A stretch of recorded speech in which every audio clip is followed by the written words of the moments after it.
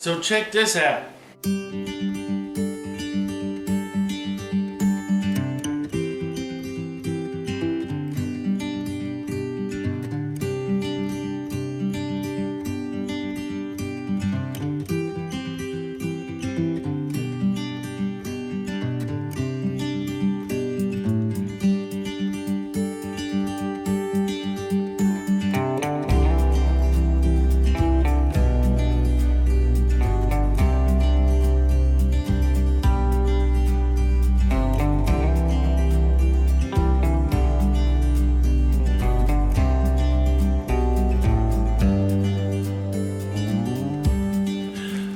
Some of you know that I ordered a 21-inch Pegas for my birthday last month.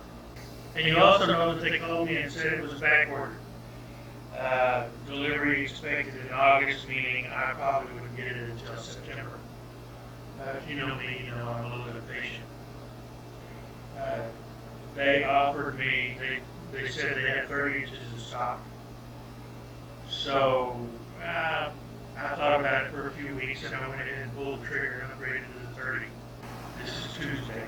I got the 30 in last Friday and it was a little panic because it was apparent once I opened up the box. And this is really well protected. This is not going to be a review of the Pegas scroll saw. If you want a good review for the Pegas scroll saw, go see Steve Good's review of the Pegas. I'll put a link to that right up here. So if you want a good review of the Pegas, he's got one of the better ones that I've seen. What I am going to do, I'm not going to show you an unboxing either because I've already unboxed it, as you can tell. But what I am going to do is I'm going to go through some of the things that you're going to want to check when you get yours. As with any tool that you get, be it a scroll saw, a lathe, a table saw, a band saw, there are some things that have to be tweaked and tuned, and scroll saws aren't any different. If there wasn't any visible damage, there was a little bit of damage to one of the corners of the box. There's no visible damage to the saw at all. However, when I took it out of the box, this head was loose. It's not supposed to be loose. It's supposed to be locked down and stationary when they ship it. Well, it was loose. So I got on the phone with their scroll saw specialist and we went through some things. And so I'm going to tell you some things you need to look for when you get your saw. And it really doesn't matter what saw it is. But since I have the Pegas, that's what we're going to talk about. Specifically, there are two bolts. One is here, and there's another one exactly on the opposite side. This one should be fine, but you want to make sure it's tight. These two were loose. To tighten them up, all you need is an 11mm wrench. So I got those tightened up. Well, the front was also loose. This head wall was a good 3/4 of an inch. 3/8 of an inch when I took it out of the box. Behind your rack and pinion, that's what this is, and this is locked down. Behind your rack and pinion are two Allen screws, or Allen bolts. You're going to need a 5/32 inch Allen wrench to tighten those up if it's necessary. The next thing you want to do with any scroll saw, we'll get in here as close as I can, the blade should be centered. I mean, as close to physical center as you can get in this space, bottom and top. Once you get that centered, then what you want to do is look at where the blade sits in this hole. You want it to be as close to center as possible. I can't bring the table any farther forward. I tried, but it's close. And I did get it centered this way in that slot. Now, in order to do that, there are 4 Allen screws, and again, these are 5/32.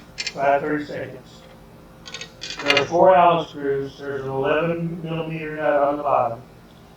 You loosen those, get the table where you want it, as far You want it centered. That's what you're looking for. Once you get it centered, you lock everything back down.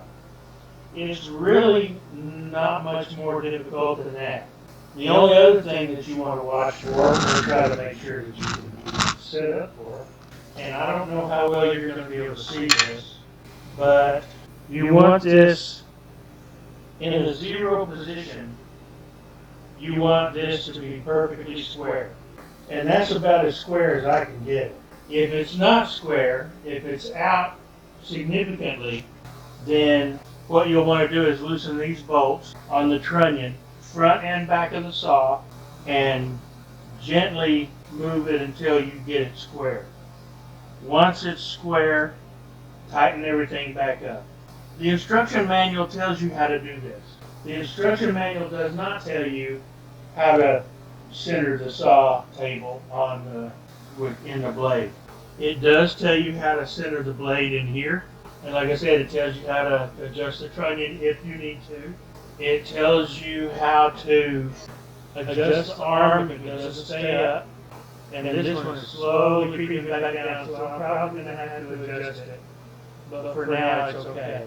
And if you notice, I took the blade out, I took the guard arm off.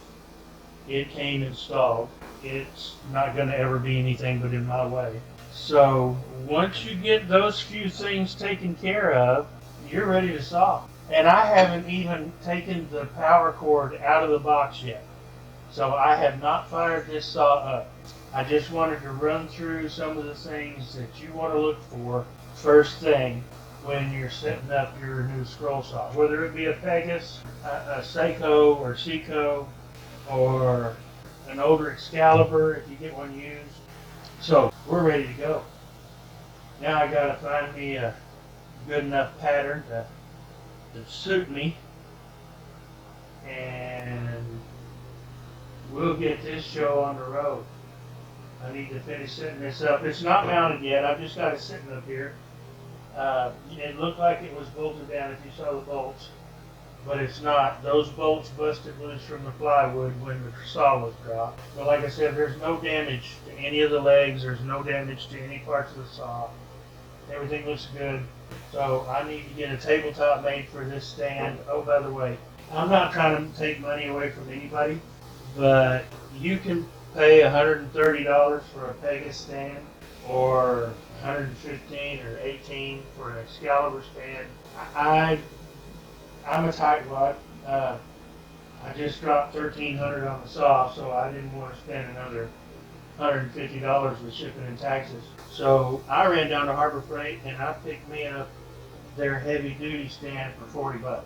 And it's a little wider than it needs to be for the saw, and it's not quite long enough.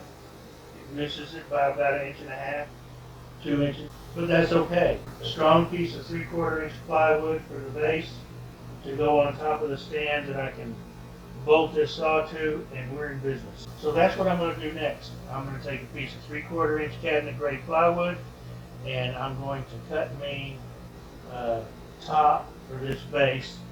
I do not have it on wheels. I'm not sure I want to have it on wheels.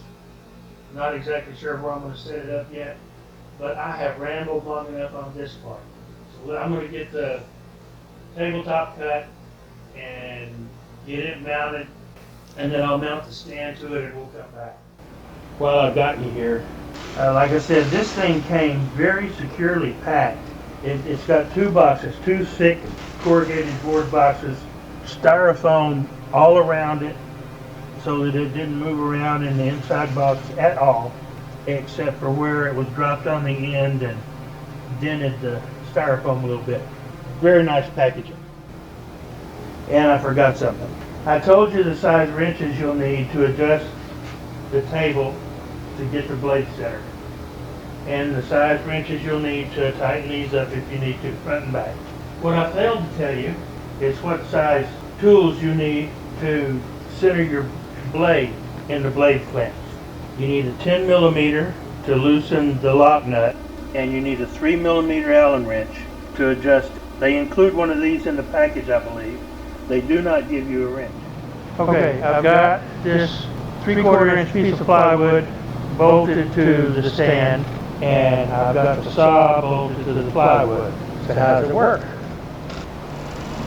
Works great. One of the cool things about it, I'm using my foot switch, and it has a soft start. It doesn't just bang off right away. It's got a nice soft start.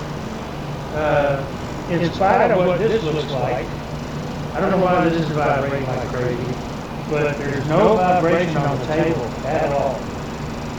And as you can tell, it's just really, really quiet.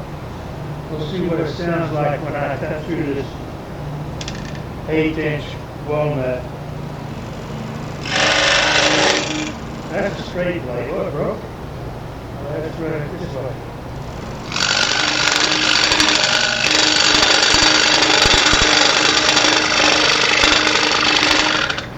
That's a pretty coarse blade in there too. I don't use anything that coarse as a rule. But it's a little louder, but it's not bad. It's not bad.